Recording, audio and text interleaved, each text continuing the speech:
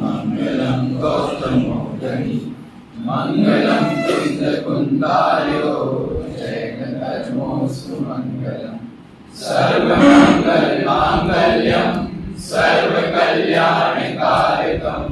प्रधानम सर्वधर्माणां शरणं जयतु।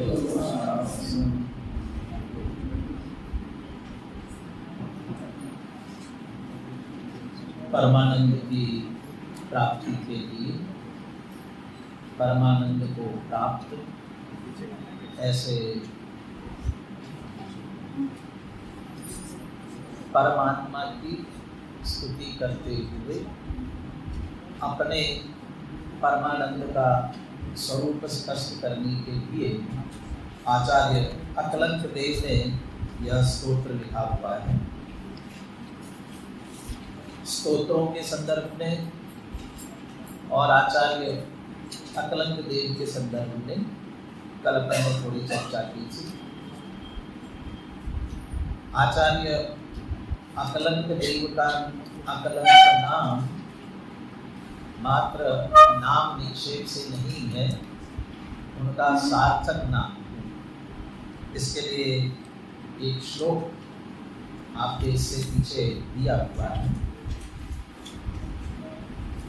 आचार्य अकलंक देव का प्रतिपाद्य मुख्य रूप से प्रमाण है और वो कितना प्रसिद्ध है इसके लिए एक श्लोक प्रचलित है। इन दोनों श्लोकों की चर्चा करते हुए फिर अपन स्तोत्र की चर्चा प्रारंभ करेंगे। आप सबके पास में है ये अंत में जो दिए हैं श्लोक बुलवा रहा हूँ आप शुद्धता की दृष्टि से। भट्टाकलंको कृतसौगतादिर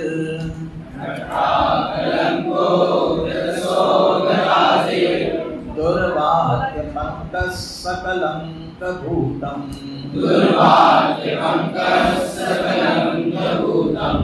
जगत्स्वनामेव विधातुमुच्चैः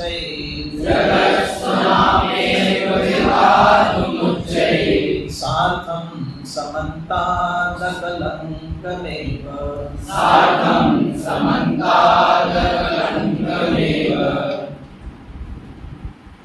एकांतवाद दूषित समस्त विषयादिक पोषक आप्रशस्त कपिलादि सुखदास सोहे कुबोध बहुमेव त्रास। तो जो एकांतवाद से दूषित जिनवानी हुई और उसका यदि अभ्यास करते हैं वह मिथ्या ज्ञान बहुदेन त्रास, वह संसार को ही बढ़ाने वाला है। और ये जो ऐसा वाक्य है ना,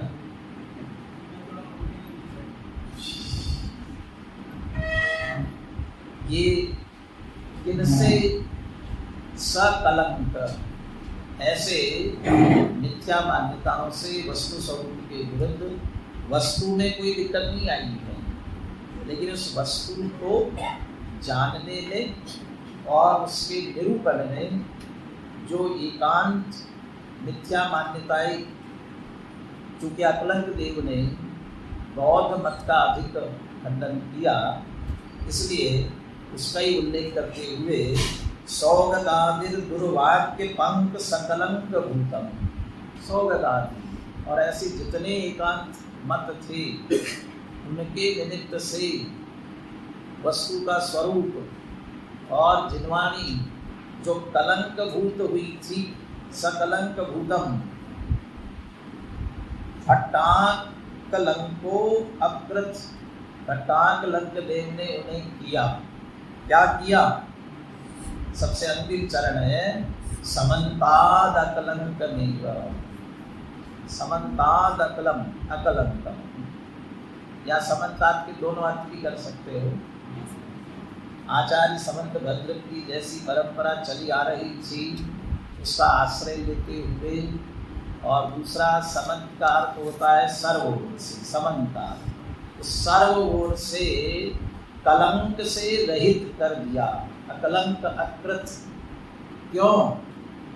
जगत स्वनामेव विधातुम उच्चैः सार्थम, सारे जगत को अपने नाम की तरह उच्चैः विधातुम, अच्छी तरह से, पूर्ण रूप से, उच्चैः का विशेषण अकलंक के साथ भी लगा दिया, उच्चैः अकलंकम अकृत, पूर्ण रूप से, उत्कृष्टता से उसे अकलंक कर दिया। तो सारे जगत को अपने नाम की तरह, जैसा उनका नाम अकलंक है, ऐसे ही सारी जनवाणी को जिन्होंने ये मिथ्या मान्यताओं का खंडन करते हुए अकलंक कर दिया, इसलिए सार्थम, जिनका नाम है वह कैसा है, सार्थक है। ऐसे सार्थक नाम के धारी अकलंक देव। कल उनके रचनाओं की चर्चा करनी थी, लगी आश्रय, सिद्धि विनिश्चय, न्याय विनिश्चय, प्रमाण संग्रह, सभी जैन न्याय से संबंधित। और जो प्रमाण संग्रह है, कल उसका मंगलाचरण आपने सुना होगा। मंगलाचरण सुना था कि नहीं सुना था? कौन सा था? श्रीमत् परम गंभीर साध्वादामोघ लाक्षणम जिया त्रैलोक्यनाथस्य शासनम जिन शासनम। और ये श्लोक इतना समझ लीजिए लोकप्रिय कहो या प्रसिद्ध कहो, उस शिलालेखों में तो सर्व उल्लिखित है ही पहले के, लेकिन आज भी जितने शिलान्यास किए जाते हैं ना, वो शिलान्यासों में जो प्रशस्ति रखी जाती है ताम्रपत्र पर लिख करके, उन सारी प्रशस्तियों में ये श्लोक मुख्य रूप से लिखा जाता है। सबसे अंत में ये श्लोक निश्चित रूप से उसमें लिखा जाता है। ये जैन दर्शन जो साधवाद रूप है, और वही प्रमाण, यद्यपि अन्य दर्शनों में प्रमाण तो माना, लेकिन उनका प्रमाण एकांत है, नयों से निरपेक्ष उनका प्रमाण है, और नए सापेक्ष अनेकांतात्मक प्रमाण, इसकी जो जैन दर्शन की वस्तु व्यवस्था है उसका विवेचन आचार्य समंतभद्र ने किया। इसलिए आचार्य समंतभद्र और आचार्य अकलंक के लिए मेरे ख्याल से डॉक्टर नेमीचंद जी जैन है, जिन्होंने तीर्थंकर भगवान महावीर और उनकी आचार्य परंपरा लिखा है ना, उन्होंने आचार्य अकलंक देव का परिचय देते समय एक वाक्य लिखा सबसे पहले, आचार्य समंतभद्र जैन न्याय के दादा है, तो आचार्य अकलंक देव पिता है, जैन न्याय के पिता है। ऐसा कह करके उन्होंने दो बातें कही, एक तो समंतभद्र आचार्य दादा, अकलंक पिता। तो अकलंक पिता है जो, वो पुत्र किसके हैं, किसके पुत्र हैं? समंतभद्र के। माने उन्हें समंतभद्र से जैन न्याय ये पूरा उनसे मिला। और अकलंक देव को पिता कहने का अर्थ, इसके बाद जिन्होंने भी न्याय पर लिखा, ये सब क्या है, उन्हीं के पुत्र जैसा है, उन्हीं को आधार मान करके किया। इसलिए यहाँ प्रमाण की विशेषता अकलंक देव की है, ये बात इसमें लिख रहे हैं। ये श्लोक भी हम पढ़ते हैं, ये सरल है, इसलिए आप पढ़ सकते हो।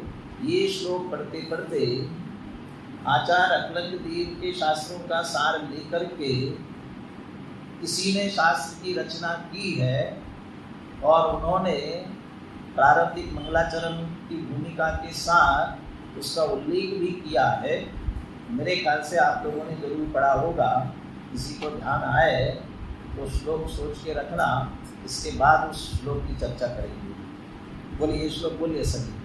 प्रमाणमकलंकस्य पूज्यपादस्य लक्षणं धनञ्जय करे काव्यं रत्नत्रयमपश्चिमम्।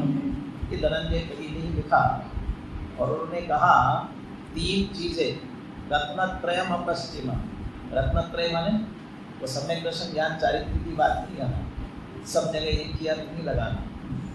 अपश्चिम माने अपूर्व है। अपश्चिम, पश्चिम नहीं माने पूर्व भी नहीं, अपूर्व, या इसके पश्चात और कुछ नहीं, कोई नहीं हुआ ऐसा। तीन चीजें कौन? प्रमाणम अकलंकस्य, अकलंक देव की जो प्रमाण की चर्चा है, सर्वोत्कृष्ट प्रमाण के स्वरूप की, उनके भेद प्रभेद की, उनकी सिद्धि, ये जो सारी चर्चा अकलंक देव ने की है वह अपूर्व है। अपूर्व के साथ अपश्चिम, यानी ऐसा कह सकते हैं न भूतो न भविष्यति, जैसा कहा जाता है।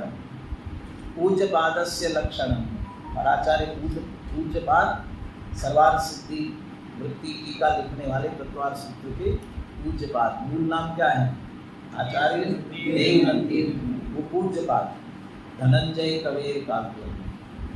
कल स्तोत्रों में चर्चा की थी, कौन सा स्तोत्र लिखा? उषापहार। मेरे ख्याल से नाम माला वगैरह भी उनकी लिखी गई है, धनंजय कबीर। उनका काव्य, काव्य प्रतिभा विशेष थी, और ये तीनों चीजें अपूर्व है। इसमें अकलंक देव के प्रमाण को याद किया है। हाँ, किसी को कुछ श्लोक याद आया? अजय इसके लिए संस्कृत साहित्य नहीं, इसके श्लोक में है अकलंक देव के वचनों को लेकर के शास्त्र लिखा, इसका उल्लेख।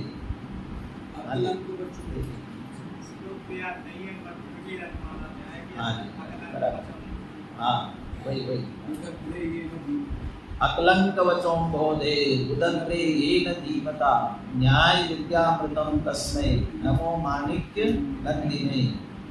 प्रमेय रत्नमाला लिखने वाले अनंत वीर वे जिस ग्रंथ की टीका लिख रहे हैं, है ना, परीक्षा मुक्ति, तो परीक्षा मुक्त आचार्य माणिक नंदी ने लिखी, उनका स्मरण करते हुए ये कह रहे हैं। माणिक नंदी आचार्य ने परीक्षा मुक्त कैसे लिखी, कहाँ से लिखी? अकलंक देव के वचन रूपी समुद्र में से लेकर के उदग्रे उद्धार किया। जैसे समुद्र मंथन करके उद्धार किया था, क्या क्या निकला था? अमृत भी निकला था और विष भी निकला था। अमृत पान जिन्होंने किया वापर हो गए। ऐसे ही समुद्र मंथन करके आचार्य अकलंक देव के वचन रूपी समुद्र का मंथन करके न्याय विद्या रूपी अमृत जिन्होंने निकाला है, ऐसे आचार्य माणिक नंदी उनका स्मरण किया। ऐसे आचार्य अकलंक देव न्याय का विषय वस्तु स्वरूप की सिद्धि के लिए है।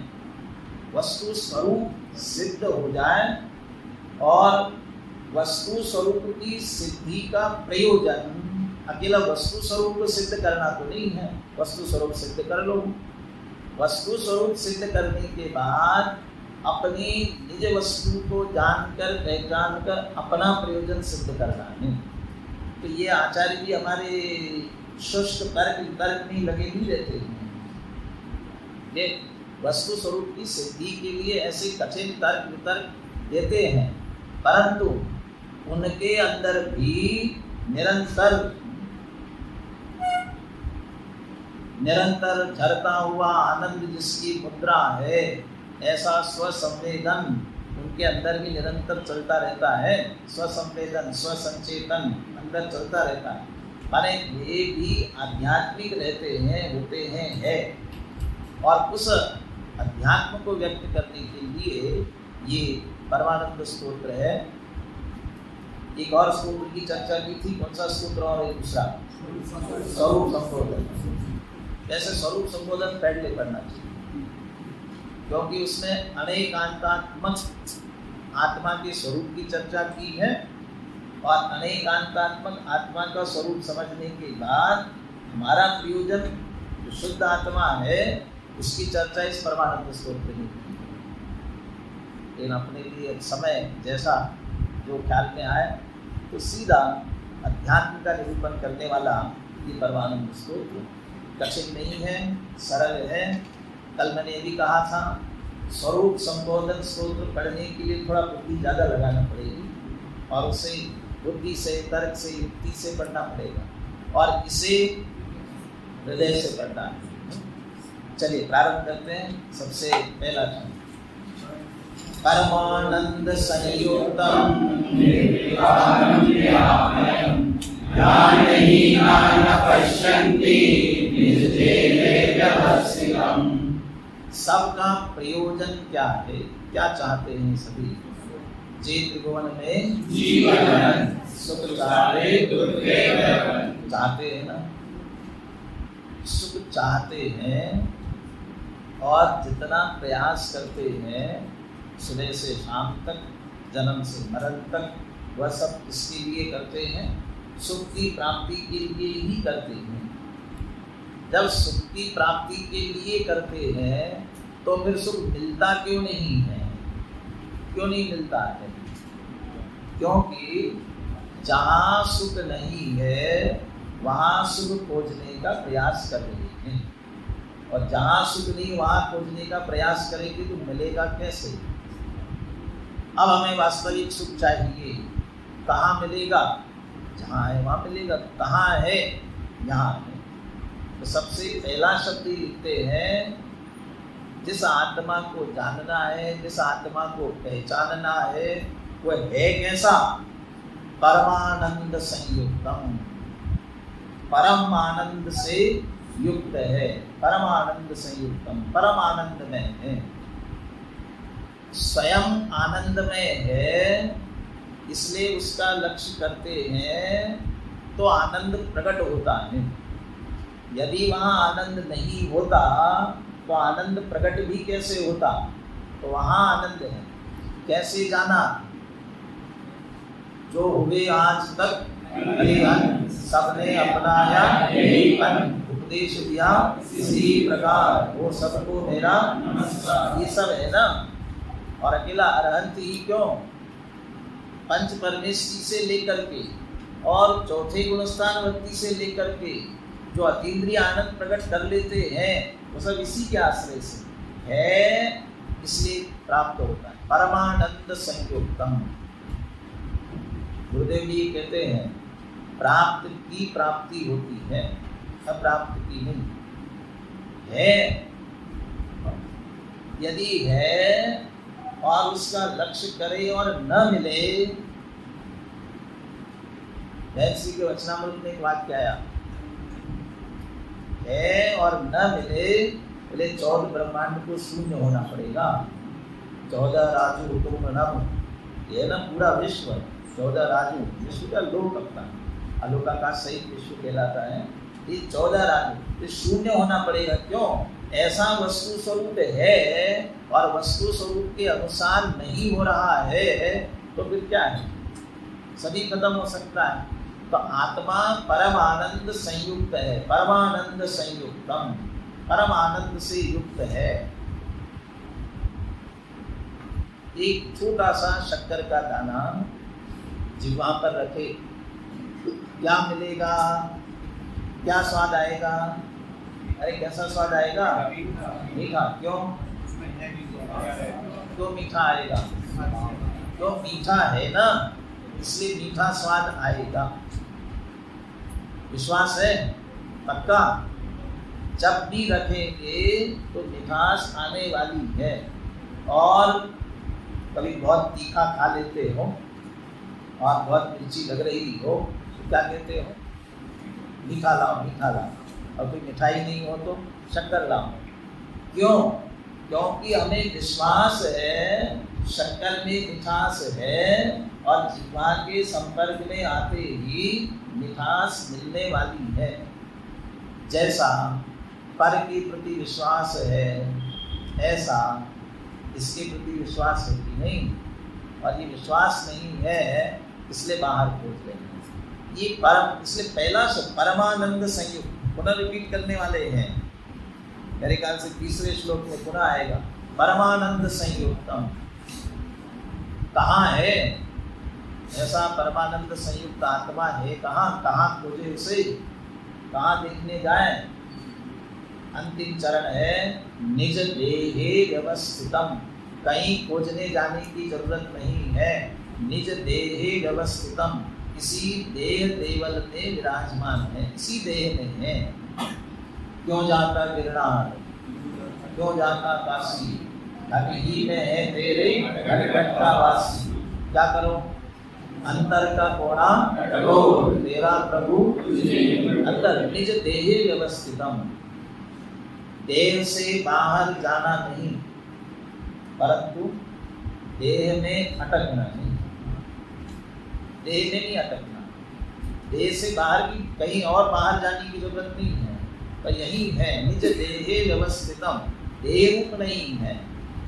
फिर भी हमें क्यों नहीं दिखता है, क्यों नहीं दिखता है? उसका पहला शब्द देते हैं ध्यानहीना न पश्यन्ति। जो ध्यानहीन है उन्हें दिखाई नहीं देता। आप उसका ध्यान ही नहीं कर रहे हो, आप उसकी तरफ ध्यान ही नहीं दे रहे हो, और जिसकी तरफ ध्यान नहीं दोगे वो मिलेगा कैसे, प्राप्त कैसे होगा? आप सब यहाँ बैठे हो, समझ में नहीं आ रहा है, किसको नहीं आ रहा है, किसको नहीं आएगा?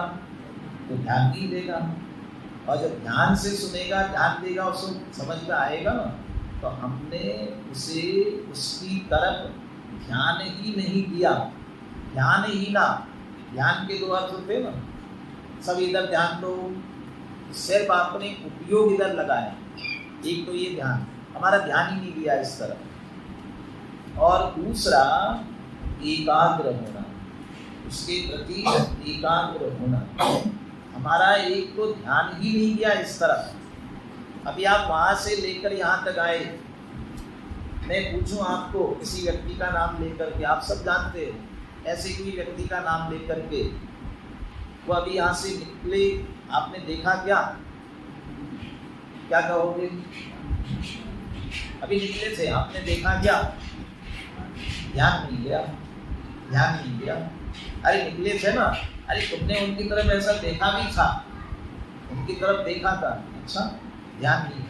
जब तुमने देखा, तुम्हारे आंखों के सामने से निकले, तो ध्यान क्या नहीं देखा ना, फिर क्यों नहीं ख्याल में? एक तो जिनका ध्यान नहीं गया उन्होंने तो देखा ही नहीं, और जिनका ध्यान गया उन्होंने ध्यान पूर्वक नहीं देखा। ज्ञान की प्रतिपल उठे तरंग, झांकता उसने आत्म राम। अरे आबाल सभी गोपाल सबको सुलभ है, आबाल गोपाल सबको सुलभ है, और सुलभ सुप्त नहीं, अंदर प्रतिपल ज्ञान की तरंग उठ रही है और व्यक्त है, झांक रहा है, लेकिन हम उसकी तरफ नहीं झांक रहे हैं। वो झांकना शब्द आता है तो मुझे एक उदाहरण ख्याल में आता है। कोई विशेष व्यक्ति आपके घर आया हो और आपके छोटे छोटे बच्चे थोड़े ज़्यादा शरारती हो, और आपको उनसे बात जरूरी करनी है, तो आप अपने बच्चों से क्या कहते हो? देखो आप बैठक में बैठे बात कर रहे हैं, तुम अंदर कमरे में रहना, यहाँ मत आना, अंदर मत आना, यहाँ वहाँ अंदर रहना, यहाँ मत आना। अब बैठे अंदर बैठे रहते हैं और यहाँ आकर के बैठता है, तो वो बच्चों को उबलाहट होती है, कौन है? आज तक तो ऐसा नहीं किया, जितने भी मेहमान आते हैं सबसे कहते हैं, बुलाते हैं, मिलाते हैं, और अब कह रहे हैं कि अंदर बैठो, तो कौन है? क्या करते हैं? थोड़ा सा दरवाज़ा खोल करके झांकते हैं, और पर्दा डला हो तो पर्दा भी थोड़ा हटा करके झांकते हैं। और जो शरारती तो है तो और चालाक भी होते हैं, और ऐसा झांकते हैं कि वो जो मेहमान बैठे हो उनकी निगाह पड़े, उनको दिखाई देगा तो क्या होगा? बुलाएंगे, कभी तो बुलाएंगे। ऐसा ही हमारा भी अंदर आत्मा, उसको हमने एक तरफ कर दिया है, तो मत आना। क्यों?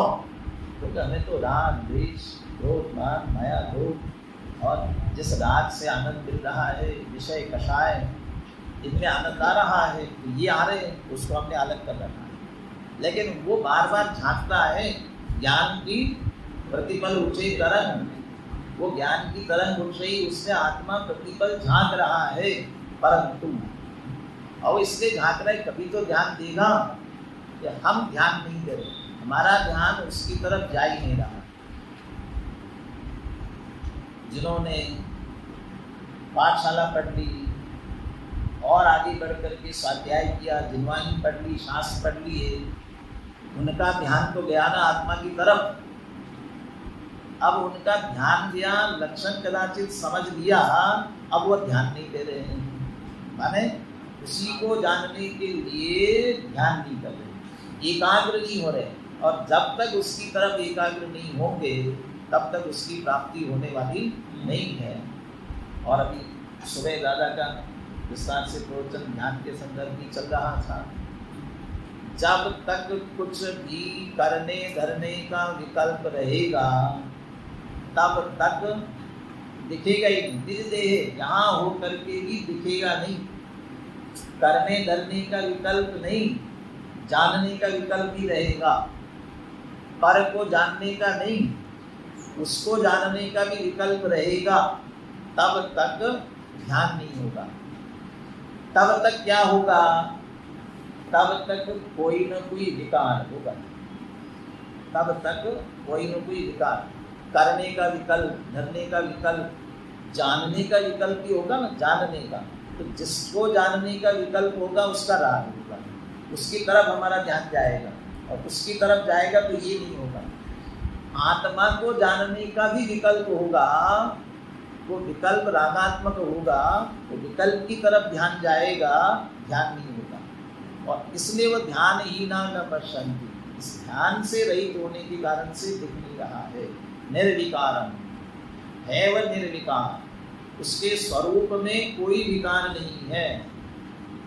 और वो विकार जो हो रहे हैं ना, उसका लक्ष्य न करने के कारण ही हो रहे हैं। ध्यान ही न पश्यन्ति, विकार के कारण उसका ध्यान नहीं कर पा रहे हैं, और उसका ध्यान नहीं कर पा रहे इसके विकार हो रहे हैं। और मूल में उसमें विकार नहीं, स्वयं परमानंद से संयुक्त है, किसी देह रूपी देवालय में विराजमान है। दो और विशेषण दिए, निर्विकारम निरामय, निर्विकार है और निरामय। निरामय माने आमय माने रोग। तीन बातें होती है ना, आदि, व्याधि और उपाधि। आदि, व्याधि और उपाधि। निर्विकारम कह करके आदि से रहित कहा। आदि, आदि माने मानसिक रोग। मानसिक रोग, मोह राग द्वेष, यही मानसिक रोग है, यही विकार है। इस परम आनंद संयुक्त आत्मा में मोह राग द्वेष विकार है ही नहीं, इसलिए वो निर्विकार है, आदि से रहित है और व्याधि भी नहीं है। निरामय इसलिए कहा, निज देहे व्यवस्थितम कहा ना, इस देह में स्थित है। तो देह में रोग होते हैं, इसमें भी रोग हो जाते होंगे नहीं। तो देह में स्थित है लेकिन देह रूप नहीं है, इसलिए कदाच देह में रोग भी हो रहा हो, रोग भी उसे स्पर्श नहीं करने वाला, इसलिए निरामय। चार विशेषण दिए, तीन विशेषण दिए, परमानंद संयुक्तम, निर्विकारम, निरामयम, और कहाँ स्थित है? निज देहे व्यवस्थितम। ये चौथा विशेषण भी कह सकते हैं। ऐसा आत्मा फिर भी हमें दिखता क्यों नहीं है? तो ध्यान ही न पश्यन्ति, जो ध्यान ही में उनको नहीं दिखता, हमें प्रेरणा दे रहे हैं। यही है, सिर्फ ध्यान से देखो। तो आजकल बहुत सारे चित्र रखे रहते हैं ना मंदिरों में, देखा होगा। और उस चित्र को वैसे ही देखोगे ना तो कुछ नहीं दिखेगा, फूल पत्ती ऐसे दिखेगा, और ऊपर लिखा रहेगा ध्यान लगाओ दर्शन पाओ, ध्यान लगाओ। फिर इसमें क्या ध्यान? उसको एकाग्रता से देखो, और एकाग्रता से देखते हो तो उसमें जिनेंद्र भगवान का चित्र आपको दिखने लगेगा। वैसे नहीं दिखता, और ध्यान से एकाग्र होते हो तो दिखाई देने लगता है। ऐसे ही निज देहे व्यवस्थितम, यही है, फिर दिखता क्यों नहीं है? क्योंकि दो ध्यान के अर्थ करना, ध्यान ही ना, क्योंकि हम उसकी खबर ही नहीं ले रहे, उसकी तरफ उपयोग ही नहीं दे रहे हैं, और दूसरा ध्यान उसमें एकाग्र ही नहीं हो रहे हैं, और जब तक एकाग्र उसकी तरफ नहीं होगी तब तक वो प्राप्त होने वाला नहीं है। अब हम श्लोक पहले मैं अर्थ पढ़ता हूँ, तो एक बार श्लोक और पद्यानुवाद के साथ पढ़ेंगे। परमानंद युक्त, विकार रहित, रोगों से मुक्त, अपने शरीर में ही विराजमान परमात्मा को ध्यानहीन पुरुष नहीं देखते। बोलिए। परमानंद संयुक्तम निर्विकारम निरामयम ज्ञानहीना न पश्यन्ति निज देहे व्यवस्थितम्। परमानंद स्वरूप जो निर्विकार विनरो ज्ञानहीन नहीं देखते वेद सिद्ध निज रूप। जब हम ध्यान पूर्वक उसको देखेंगे तो हमें वो कैसा दिखेगा? इस देह देवल में विराजमान तो है, लेकिन दिखेगा कैसा?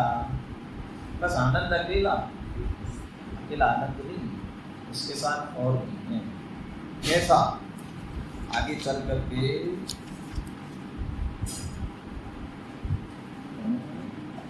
तो ध्यान करना। अरहंतम देह मध्य तू, अरहंत शब्द का भी प्रयोग आया है। अरहंतम देह मध्य, 30वें नंबर के श्लोक में अरहंतम, यहाँ देखेंगे ना, अरहंतम देह मध्य तू, देह देवालय में कैसा है? अनंत भगवान जैसा है। और अरहंत भगवान कैसे होते हैं? अनंत चतुष्टय से युक्त होते हैं। जब अरहंत भगवान अनंत चतुष्टय से युक्त होते हैं और इसी देह में स्थित हमारा आत्मा भी जब अरहंत जैसा है, तो हम उस आत्मा को देखेंगे तो हमें क्या दिखाई देगा? अनंत चतुष्टय दिखाई देगा। और अनंत चतुष्टय का इसमें से 3 का उल्लेख है, तो 3 है तो चौथा अपने आप ही समझ लेना चाहिए। बोले दूसरा श्लोक। अनंत सुख संपन्नम ज्ञानामृत प्रयोगरम अनंत वीर संपन्नम दर्शनम परमात्मना। कैसा उसका दर्शन होता है? परमात्मना, उत्कृष्ट आत्मा जो अंदर विराजमान है, निज देहे व्यवस्थितम, कैसा दिखता है, कैसा उसका दर्शन होता है?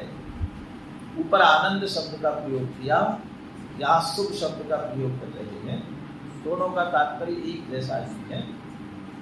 अनंत सुख संपन्नम, ये जो अनंत सुख संपन्न है, तो ये तो अनंत की बात, हम तो भी संसारी, रागी द्वेषी है, दुखी है, तो अनंत सुख कहाँ है? कौन से अनंत सुख की बात है? ये स्वभाव वाले अनंत सुख की बात है। हम स्वभाव से अनंत सुख संपन्न अभी है। यदि स्वभाव से अनंत सुख संपन्न नहीं होते तो पर्याय में भी अनंत सुख प्रकट नहीं होता। इसलिए अनंत सुख संपन्न, ये स्वभाव की अपेक्षा से अनंत सुख संपन्न, ज्ञानामृत पयोधरम, ज्ञान रूपी अमृत के बादलों को धारण करने वाले समुद्र, पयोधर, पयोधर समुद्र क्या, ज्ञान रूपी अमृत से भरे हुए समुद्र के समान। ज्ञान रूपी अमृत जिसमें भरा हुआ है, समुद्र की उपमा क्यों देते हैं? समुद्र की उपमा क्योंकि पारा, कोई अगाध, कोई सीमा नहीं है। वैसे सीमा होती हो तो हो, लेकिन इस ज्ञान रूपी अमृत की तो कोई सीमा नहीं है। बाकी नदी में, तालाब में, कुएं में पानी खत्म हो सकता है, लेकिन समुद्र का पानी कभी खत्म नहीं होने वाला। ऐसा ज्ञान रूपी अमृत, तो ज्ञानामृत पयोधरम कह करके अनंत ज्ञान संपन्न कह दिया, अनंत ज्ञान से सहित है। और अनंत वीर्य संपन्न, सामर्थ्य अनंत वीर्य से युक्त है। वीर्य शब्द को टोडरमल्ली ने किससे जोड़ा ख्याल में है? वीर्य, दीक्षा लेने की सामर्थ्य, वीर्य से जोड़ा है। दीक्षा लेने की सामर्थ्य, इसको जोड़ा। माने हम, हमारे में भी दीक्षा लेने की सामर्थ्य है। इसका अर्थ बाकी सबको छोड़ दे, सबको, और सबको छोड़े और अपना सारा काम चले, अपनी आत्मा। क्यों? हमारी सामर्थ्य है अपनी। बने रहने के लिए, जीवित रहने के लिए और जीवित रह करके सुख आनंद प्रकट करने के लिए जो जो गुण हमारे में है, वे गुण अपने आधार से अपना कार्य करते रहे, ऐसा सामर्थ्य हमने किसी दूसरे की रच मात्र आवश्यकता नहीं है। अनंत वीर्य संपन्नम, और लक्षणम कह दिया ना, इसी से समर्थ दर्शन भी आ गया। तो अनंत ज्ञान, अनंत दर्शन, अनंत सुख और अनंत वीर्य, अनंत चतुष्टय स्वरूप हम स्वयं आत्मा है। तो अपने आप को देखना चाहिए, कोई कमी नहीं है यहाँ पर, सब कुछ परिपूर्ण अनंत चतुष्टय संपन्न आत्मा है। दर्शनम परमात्मा, देह में अपनी आत्मा को हमें ऐसा ही देखना चाहिए। अर्थ पढ़ते हैं, अनंत सुख से परिपूर्ण, ज्ञान रूपी अमृत से भरे हुए, समुद्र के समान और अनंत बल युक्त परमात्मा के स्वरूप का ही अवलोकन करना चाहिए। ऊपर निज देहे व्यवस्थितम कहा था, इसी देह में है, दिखता क्यों नहीं है? ध्यान ही न पश्यन्ति, ध्यान नहीं दे रहे। कैसा ध्यान करे, क्या करे? दर्शनम परमात्मना, उसी का दर्शन करो, उसी का एकाग्र होकर के उसका चिंतन करो। कैसा चिंतन करे? अनंत चतुष्टय। अभी तक मैं राग वाला, द्वेष वाला, देह वाला इनका चिंतन कर रहे थे, अब हम अनंत सुख संपन्नम, ज्ञानामृत पयोदरम, अनंत वीर्य संपन्नम, दर्शन, इस तरह से हम उसका अवलोकन करें। बोले दूसरा श्लोक बोलिए।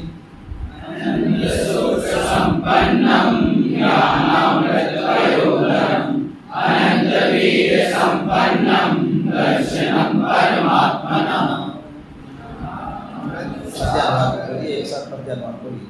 अमृत सागरे रहो सुख अनंत संपन्न, बल अनंतमय है सदा, दर्शनीय परमात्मा। अब जो श्लोक आ रहा है ये रिपीटेशन है, वही बात।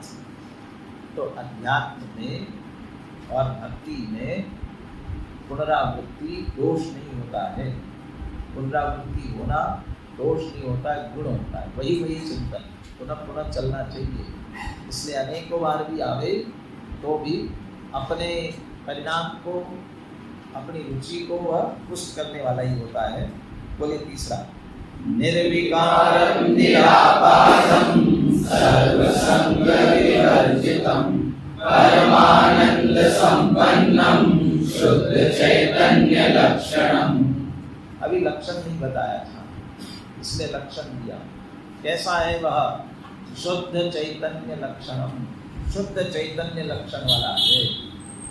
शुद्ध चैतन्य लक्षण वाला है, तभी राग द्वेष विकार ये तो सब हो रहे हैं ना। तो ये सब हो रहे हैं, ये सब पर संयोग जनित, पर के लक्ष्य से उत्पन्न होने वाले विकारी भाव है, स्वभाव नहीं है।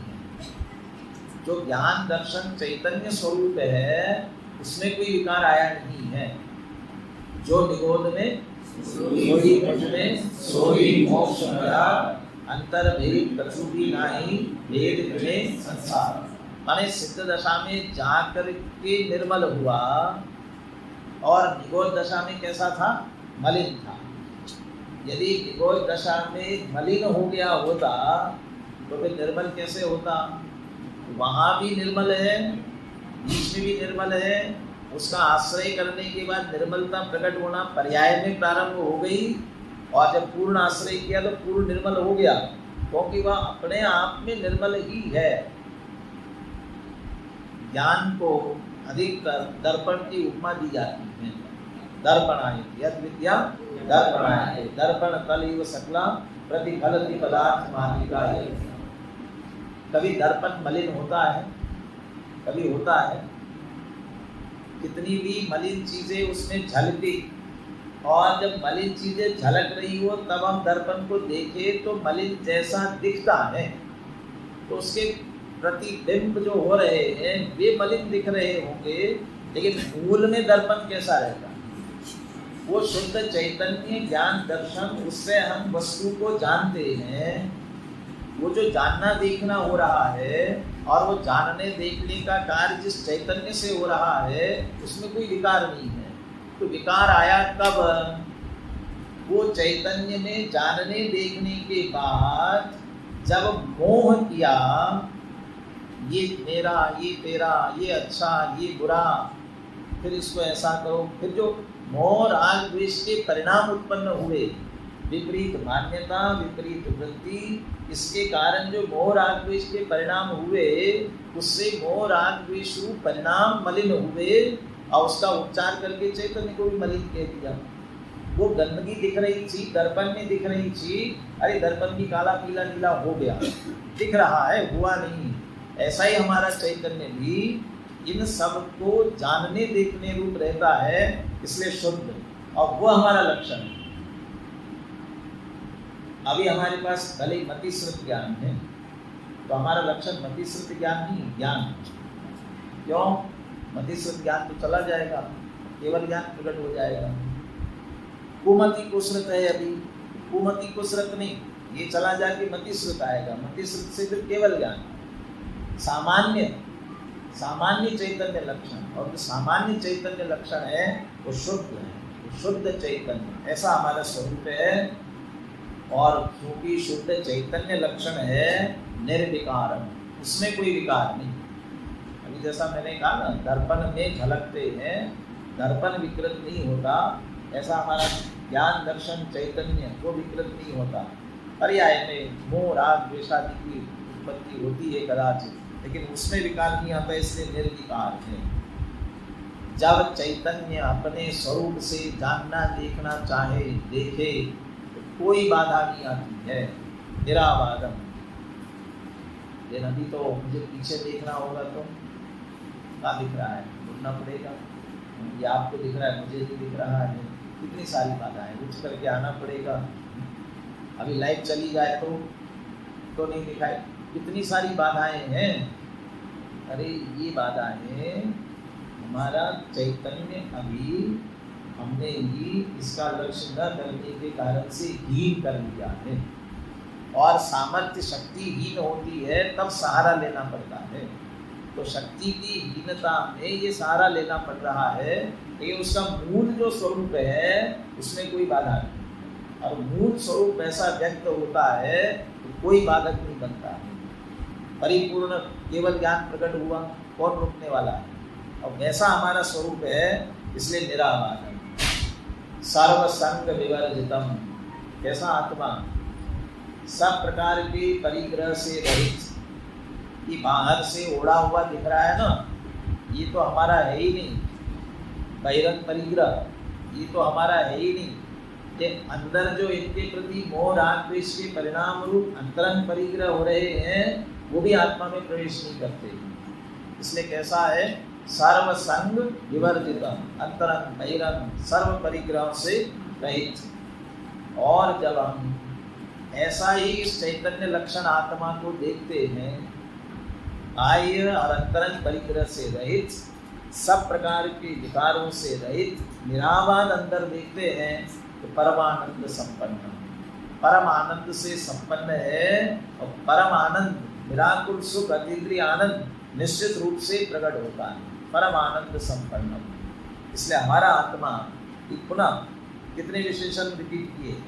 निर्विकारम, परमानंद संपन्नम, और निराबाधम को नहीं दिया था, और लक्षण और दिया। ये पुनः पुनः निरामय कहा था, निराबाध कहा यहाँ पर। तो ऐसा हमारा आत्मा का स्वरूप है, ऐसे आत्मा का लक्ष्य करते हैं तो परमानंद की प्राप्ति होती है। तीसरे श्लोक का अर्थ है, विकारों से रहित, बाधाओं से मुक्त, संपूर्ण परिग्रहों से शून्य और परमानंद विशिष्ट शुद्ध केवल ज्ञान रूप चैतन्य ही लक्षण जानना चाहिए। केवल ज्ञान माने क्षयिक ज्ञान, उसके केवल ज्ञान की बात नहीं। दो तात्पर्य, मात्र ज्ञान स्वरूप और वह ज्ञान भी पूर्ण जानने की सामर्थ्य वाला, सर्वज्ञत्व शक्ति संपन्न, ऐसा जो ज्ञान का स्वरूप है, ऐसा ही हमारा चैतन्य लक्षण है, ऐसा जानना चाहिए।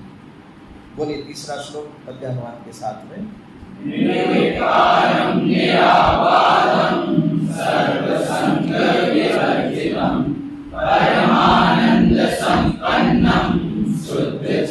चैतन्यलक्षणम् निर्विकार है सर्वसंग से शून्य चेतन लक्षण शुद्ध है परमानंद स्वरूप। ऐसा जो अपना स्वरूप है इनके हम चिंतन नहीं कर पाते, विचार नहीं कर पाते। उसके स्वरूप का निर्णय करने के लिए, उसकी तरफ ध्यान जाने के लिए, ध्यान जाने के बाद उसमें एकाग्र होकर ध्यान करने के लिए हम स्वयं क्या विचार करें, कैसे उसके पास तक पहुँचे, उसकी रुचि कैसे हो। इन विशेषणों के माध्यम से ये स्तोत्र आचार्य हमें ये प्रेरणा देते हैं। इनका चिंतन करते हुए, इनका मनन करते हुए हम उसके ध्यान तक पहुँचे तो हमें भी निश्चित रूप से परमानंद की प्राप्ति हो सकेगी। आगे के श्लोकों की चर्चा हम क्रमशः